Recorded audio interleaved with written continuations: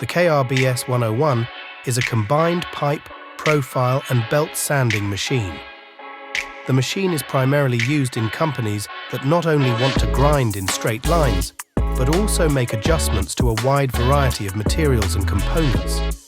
With two belt speeds of 15 and 30 meters per second, it can easily process both steel and stainless steel.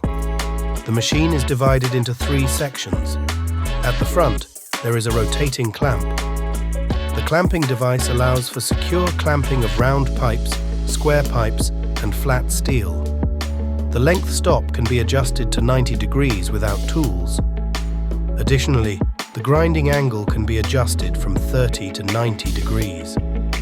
Thanks to the quick change holder, the tension roller can be changed easily and quickly without tools. The tension rollers are available in diameters ranging up to 2.5 inches. In the middle section of the KRBS 101, there is a large flat grinding surface with a workpiece stop. The machine's ability to run both clockwise and counterclockwise allows for easy deburring of components on the backside. Additionally, there are two chip collection containers with a 70mm diameter extraction nozzle for extraction systems attached to the front and rear of the machine.